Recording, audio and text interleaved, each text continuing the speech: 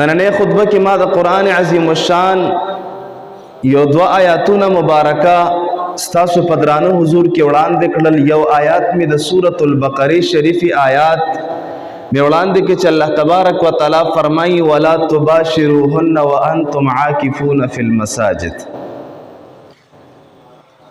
په دغه دو آیاتونو کې ډېرو لویو موضوعګانو ته اشاره شوې ده. لکه الله تبارک وتعالی فرمایي ولا تباشروهن، او تاسو خپل بیبیانو سره مباشرت مکوئ. د نزدېکت نه د خپل بیبیانو سره ځان ساتئ. تنه په کوم حال کې، په داسې حال کې چې تاسو په مساجدو کې اعتکاف ته ناستي یې. په مسجد کې چې اعتکاف ته ناستي نو مباشرت نه به ځان ساتئ. اوس داسې یو عمل چې قرآن عظیم الشان د هغې اجازت تصریح کړی ده په دې سورې بقره کې، خو لیکن د یو جایز عمل نه الله تبارک وتعالی تا منع کوي، او د کم کار د پاره ترنه چې تا منع کوي پته لګي چې دا کار ډیر د عزت او د تکریم والا سیز دی. هغه څه شی دی؟ اعتکاف دی. د اعتکاف ډیر لوی فضیلت دی. انس ابن مالک رضی الله تعالی عنہ چې مشهور صحابي دی، 10 کاله د پیغمبر خدا صلی الله علیه وسلم خدمت کړی دی. د مبارک نه روایت ته چې رسول الله صلی الله علیه و آله وسلم مبارک او فرمایل چې کم یو انسان یو شپه او یو ورځ په مسجد کې اعتکاف وکړ، اعتکاف ته په مسجد کې کېناسته، الله تبارک وتعالی به دغه انسان ته په بدله د یوې شپې او د یوې ورځې په اعتکاف په بدله کې به دغه انسان ته د 300 شهیدانو اجر او ثواب به د انسان ته الله تبارک وتعالی ورکړي په بدله د یوې شپې او د یوې ورځې د اعتکاف کې، چې په خپل مسجد کې د خپل محلې کس مسجد ته راغی او په مسجد کې اعتکاف ته کېناسته، خالص مخلص د الله تبارک وتعالی د رضا دپاره، نو الله تبارک وتعالی به د انسان ته د 300 شهیدانو اجر او ثواب به ورته ورعطا کړي. اعتکاف دپاره شپږ خبرې به یاد ساتئ. څو خبرې به یاد ساتئ؟ شپږ خبرې به یاد ساتئ. ما پرون سحر د بخاري په درس کې دا ما بیان کړي دي، خو سحر منځ دوران کې خو د ټولې محلې کسان نی، مختصره درته بیانوم. اول نمبر د اعتکاف معنا، د اعتکاف مطلب او مقصد څه شی دی. دویم نمبر اعتکاف څو قسمه دی. دریم نمبر د اعتکاف شرایط او اقسام څه شی دی. د اعتکاف شرایط او ارکان څه شی دی، څومره دي. او بیا څلورم نمبر د اعتکاف آداب. بیا پنځم نمبر د اعتکاف محاسن، او شپږم نمبر د اعتکاف مکروهات او مفسدات، په کومو شیانو سره اعتکاف ماتیږي د سړي. نو اول نمبر د اعتکاف معنا، په اسانو الفاظو کې د پښتو په ژبه کې اعتکاف ویل کېږي په مسجد کې د خپل محلې په مسجد کې درنګ تیرول، وخت تیرول، صحنه شپه ورځ 10 وخت تیرول ته څه ویل کېږي؟ اعتکاف ورته ویل کېږي. کله بیا د فقهاو کتابونو ته لاړ شو، بیا د علما کتابونه د اعتکاف د تعریف په باره کې وګورو، نو امام نووي رحمت الله تعالی علیه په خپل کتاب شرح المهذب کې د اعتکاف تعریف کوي. هغه مبارک فرمایي وهو لزوم المسجد لطاعة الله تعالی من شخص مخصوص بصفة مخصوصه. د الله تبارک وتعالی د رضا دپاره، د الله تبارک وتعالی د رضا او د خوشنودۍ دپاره په صفت مخصوصه سره یو معین سړی، یو خاص مخصوص انسان په مخصوص شرایطو سره په مسجد کې کېناستلو ته اعتکاف ویل کېږي. دا د علماو تعریف، د هغوی د ژبې تعریف. ما درته پښتو کې تعریف تیر کړ چې په مسجد کې کېناستلو ته څه ویل کېږي؟ اعتکاف ویل کېږي ورته. اوس اعتکاف په څو قسمه دی؟ نو اعتکاف په 3 قسمه دی. په څو قسمه دی؟ لږ جواب به راکوئ، زما مری اوچېږي په روژه کې. په 3 قسمه باندې څه دی اعتکاف دی. علامه ابن حمام په فتح القدیر کې ذکر کړی دی چې اعتکاف 3 قسمه دی. یو ته ویل کېږي اعتکاف واجبه، بل ته ویل کېږي اعتکاف سنت مؤکده، بل ته ویل کېږي اعتکاف مستحبه. اعتکاف واجبه دا بیا په خپل کور کې په 2 قسمه دی. یو ته ویل کېږي تنجیزي او بل ته ویل کېږي تعلیقي. دا د علماو اصطلاح ده، زه به درته پښتو کې بیان کړم. تنجیزی دا معنا چې یو انسان په رمضان المبارک کې په شلم رمضان باندې اراده وکړي او نیت وکړي چې زه به نن په مسجد کې اعتکاف ته کښېنم، دا اعتکاف تنجیزي دی. او بل د اعتکاف تعلیقي، اعتکاف تعلیقي دا جایز عمل دی، د قرآن او د حدیث نه ثابت عمل دی. یو سړی دی یو اراده وکړي چې الله تبارک وتعالی زما دا فلانکی کار وکړ، زما دا فلانکی کار یې وکړ، زما دا مشکل حل شو، زما دا بیماری حل شو، زما په کور کې زما کاروبار ښه شو، نو زه به په مسجد کې اعتکاف ته کښېنم. یو ورځ ته به اعتکاف ته کښېنم، یوې شپې ته به اعتکاف ته کښېنم، 10 ورځو ته به اعتکاف ته کښېنم. نو بیا الله تبارک وتعالی او دغه کار ستا خدای پاک وکړ، نو پتا باندې بیا واجب دی چې دغه چې کوم اعتکاف ته نظر منلی دی دغه اعتکاف په بیا ته څه کې دا به ادا کې. لکه امام بخاري موږ سهار دا حدیث بیان ک چې دا عبدالله ابن عمر چې د عمر فاروق زوی دی د نبی علیه السلام نه پوښتنه کوي چې اے د الله رسوله ما په دور جاهلیت کې نظر منلو چې زه به اعتکاف ته کښېنم په بیت الحرام شریف کې، مکه معظمه کې به پخوام چې کم دي دا مشرکان راتل عبادت پې کوو پکې، خو بربنډ به تاوېدل د بیت الله شریف نه، هغوی به م نظرونه منل. مبارک ته فرمایي چې ما په دور جاهلیت کې اعتکاف نظر منلو د یوې شپې، اے د الله رسول ما باندې هغه اعتکاف ادا کول اوس په اسلام کې شته او که نشته؟ مبارک ورته فرمایي فاوفي نظرک، دا خپل نظر دی پورا کا.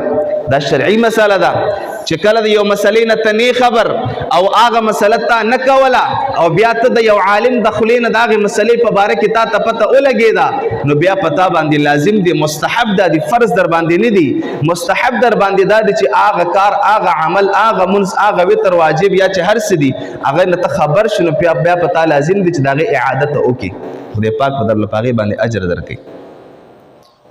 نو دویم اعتکاف تعلیقي دی او دا ویل پکار دی، د درود شریف نظر منل پکار دی، تلاوت نظر منل پکار دی. زمونږ استاد او عقیده او سوچ خو ټول د دنیا په شیانو باندې دی چې بس زه خو دا کار به داسې کېږي نو بس لین به سیټ کېږي نه.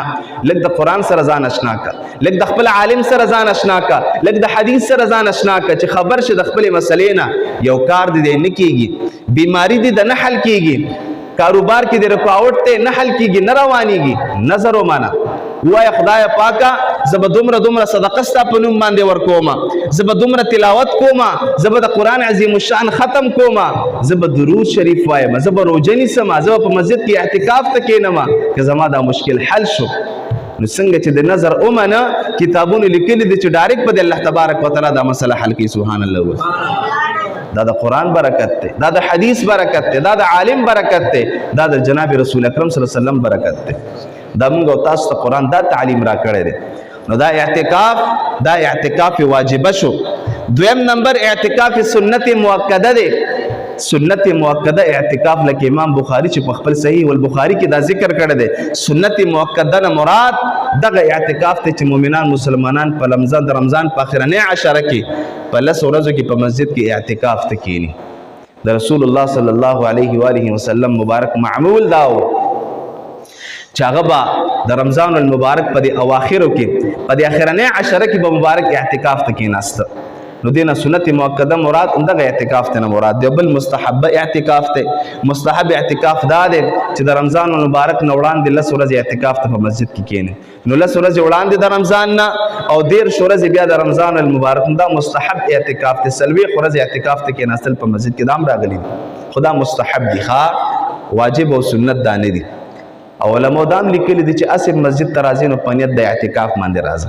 اسې چې راځئ په نیت د اعتکاف راځه، وایه چې زه راځم دې مسجد ته او د وتلو پورې زما د اعتکاف نیت دی، نو الله تبارک وتعالی به تا ته د هغې په بدله کې اجر او ثواب به درته درکوي چې څومره وخت هم ته په مسجد کې تیر کړي.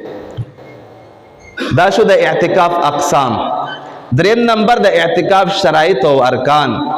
د اعتکاف لپاره اولنی شرط دا دی چې ته به څه شی، ته به مسلمان یې، ته به څه شی، مسلمان یې، په کافر باندې اعتکاف نشته دی. دویم نمبر شرط د اعتکاف لپاره هغه دا دی چې روژه کې به کښېنې.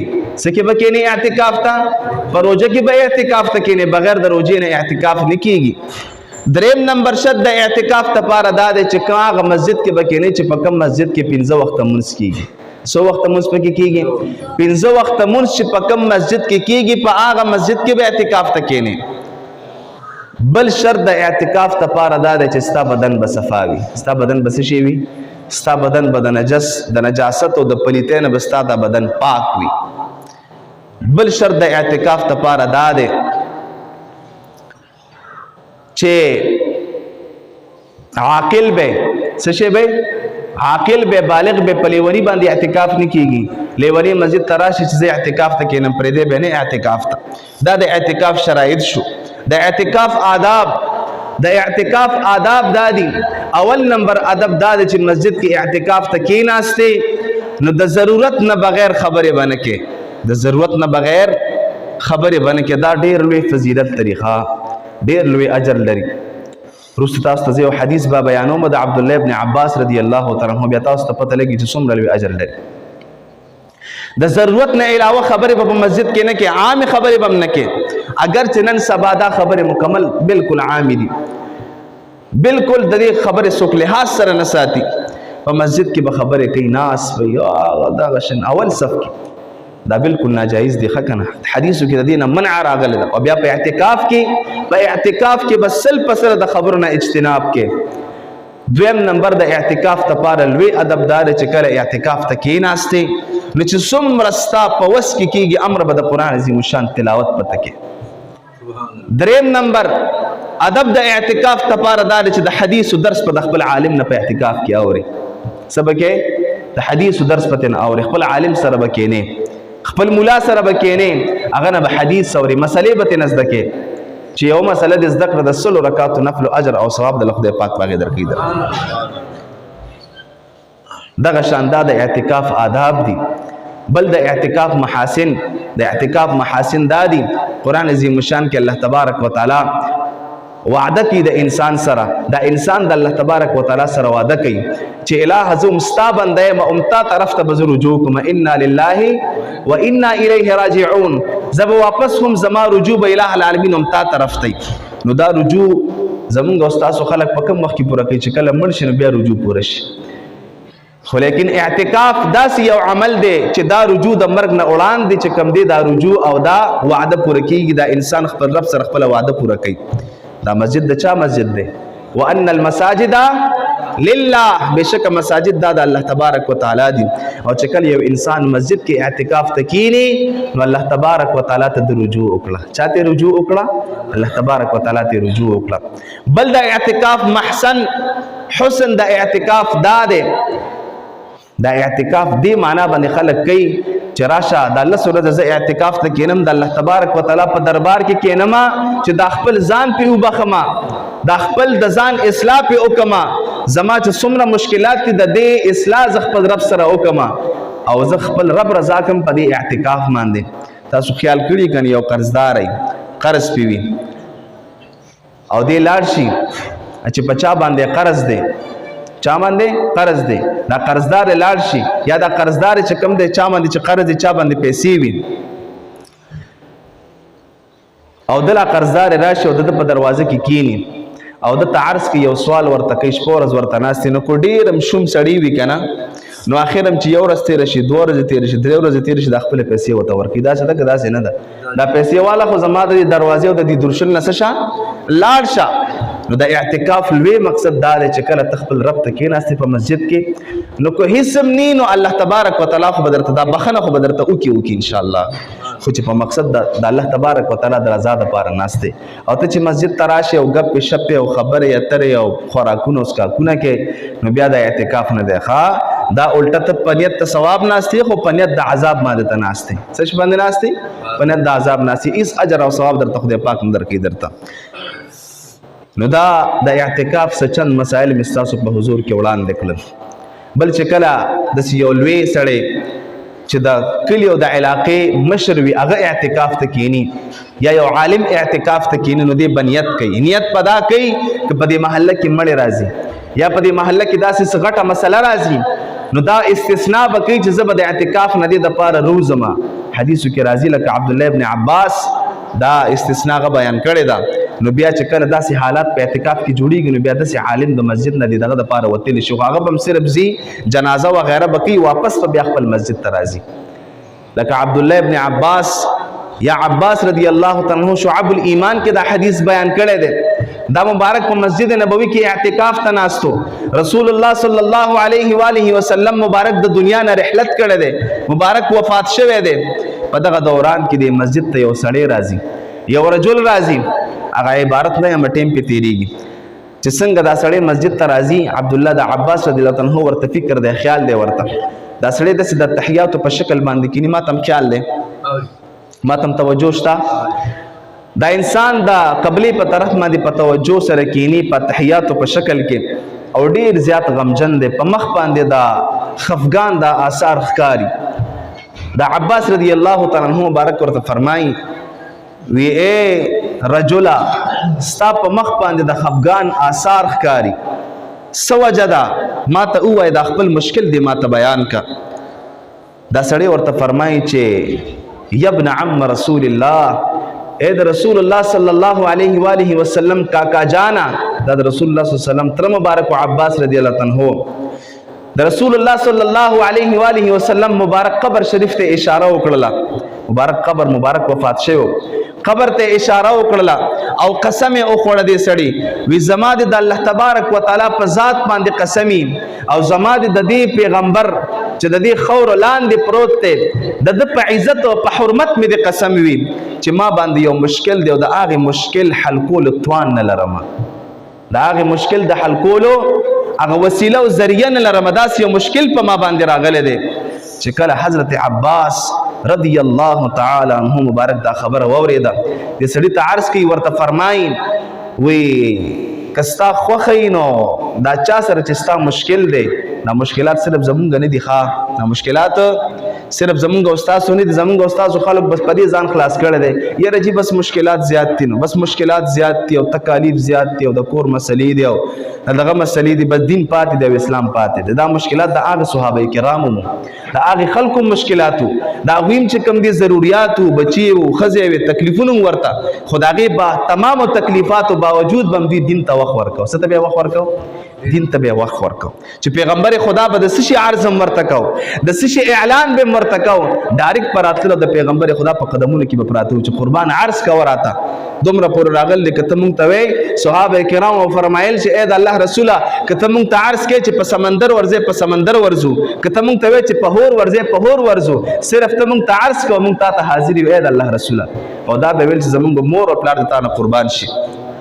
لکه دا ډېر روایت په دې کې راغلی دي نو زما معززو که د جهاد امر براغه صحابه کرامو دا نه دي ویلي چې زما په کور کې بیماری ده زما په کور کې مشکلات دي خپل ښځه بچي یې پرېښه د میدان جنګ ته په ګرمۍ کې په سختو حالاتو کې وتلي دي او د کافرانو سره جهاد کړی دی په دې رمضان المبارک کې چې قرآن عظیم الشان د دې ذکر کړی دی په سوره توبه کې په سوره انفال کې غزوه بدر په دې رمضان المبارک کې شوی دی په څومره تکلیفونو کې شوی دی چې 314 صحابه کرامو بل طرف ته زر کفار دي په دې رمضان المبارک کې په 19 رمضان المبارک باندې د کافرانو سره څومره لوی عظیمه غزا شوی ده که نه ده شوی ته نن ته زمونږ مسلمانان بې خبره دي ته نه بیخي ته نه لاپروا دي پته هم ورته نشته دی زمونږ پیغمبر او زمونږ صحابه کرامو دا دین چې راوستی دی دا چې کم دی چې کله د تورې ضرورت شوی دی د تورې استعمال کړی ده کله چې د مصلحت ضرورت شوی دی مصلحت استعمال کړی دی په هر جهت باندې د خپلو وینو په قربانېدو باندې موږ او تاسو دا قرآن او دا حدیث راته راوړی دی ښه دا ډېر سپک مه ګڼئ زما معززو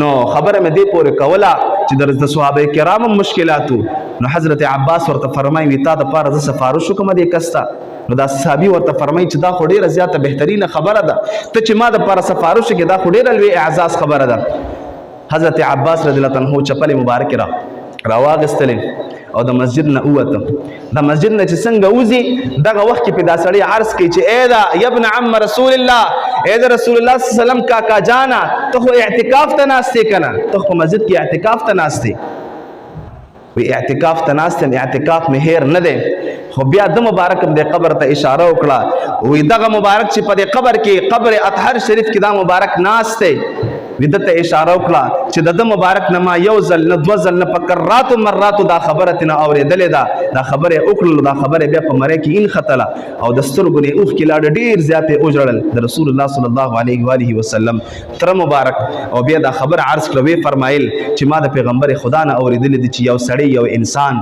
د یو بل مسلمان مشکل حل کی څه حل کی مشکل حل کی تکلیف حل کی الله تبارک وتعالى دغه انسان ته چې دا تکلیف دی بل مسلمان له حل ک الله تبارک وتعالى بتعالى د لسو کالو د اعتکاف اجر او ثواب بدرته درکې چې د یو خپل رور مسلمان مشکل دی حل نن سبا په دې ورځو کې خلک چرته ځي مدینه منورې ته ځي هلته څه ځي اعتکاف ته ځي ته خپل محله کې وګوره ستا په خپل محله کې امام د ګوره د امام مشکلات وګوره دا په هر مؤمن مسلمان باندې پکار چې د خپل عالم نه د خپل ګوانډي نه د خپل مولا طالب نه تاسو کې جتا ته څه مشکل نشته دی څه تکلیف ودرته نشته دی په خبره باندې پوهیږي د لسو کالو اجر او ثواب انسان ته الله تبارک وتعالى ورکړي د لسو کالو د اعتکاف اجر او خدای پاک ورکړي چې مسلمان د بل مسلمان مشکل حل کړي او دا فرض دی په مؤمنانو مسلمانانو باندې نو الله تبارک مبارک بیا لاړم او د دې اعتکاف او ارتمات کې خدا کس مشکل حل کې اعتکاف نه دی مار شوی ځکه چې د نیت د اعتکاف دا کړو چې زبزم دا کار پکې کومه الله تبارک وایي زبد ليله القدر شریف لوی در اعتکاف مقصد هغه چې کم دی په رمضان مبارک په دې اخرنه عشره کې خلق دغه ته کې اعتکاف ته کې په اعتکاف کې بیا چې کم دی قران عظیم شان دی تصریح کړی دا چې دې کې یو شپه دا وغه ته ویل کېږي څه شی شاباس ورته ویل کېږي ليله القدر او دا یو ليله القدر شپه د زرو میاشتو د عبادت نه زیات اجر او ثواب لري ليله القدر خير من الف شهر دا ليله القدر شپه چې کم دا د زرو میاشتو د عبادت نه زیات اجر او ثواب لري نو د اعتکاف ته چې کم معتکفین حضرات کینی په دې نیت باندې کینی چې دغه شپه په کیرونه تیر کړي او د مبارک روټین هم داو چې خپل صحابه کرامو ته دا تعلیم ورکو چې تاسو د اخرنه لس شپې دارونه تیر کړئ زما معزز خپل ځان په خپل رب باندې وبخئ